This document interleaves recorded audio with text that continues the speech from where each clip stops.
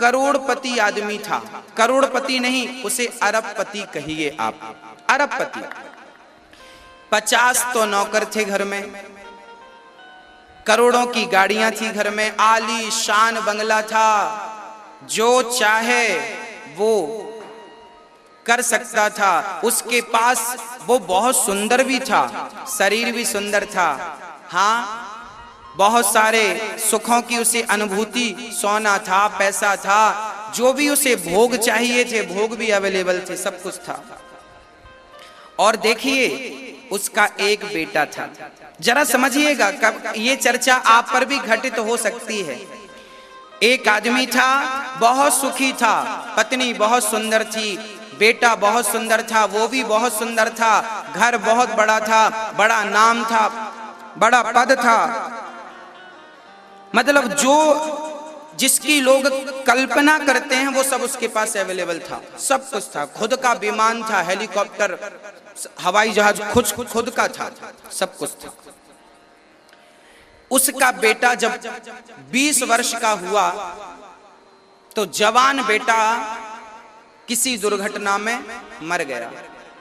अब समझिएगा, पहले 20 साल तक बहुत सुख था और अब 20 साल बाद जब बेटा मरा तो अब उसका वो सुख अब उसके किसी काम का नहीं, वो बहुत दुखी हो गया, मेरा बेटा मर गया, बेटा मर गया, बेटा बेटा बेटा बेटा मर गया, बेटा। अब वो जितना सुखी था उससे कहीं ज्यादा वो दुखी हो गया।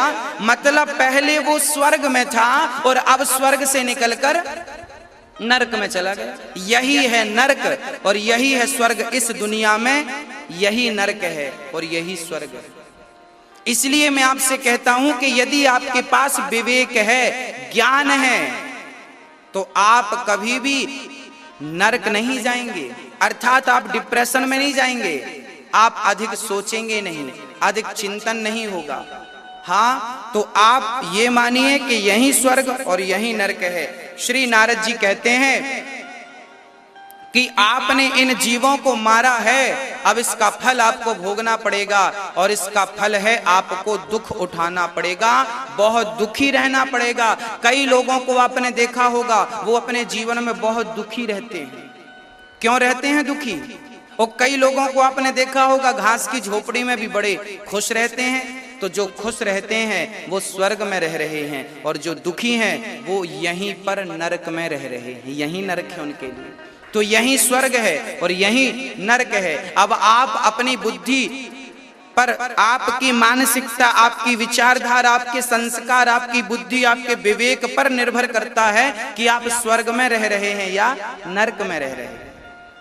ये प्रकृति सबके लिए बराबर है, यही स्वर्ग यही नरक, इसके बाद फिर वहां भी कुछ है।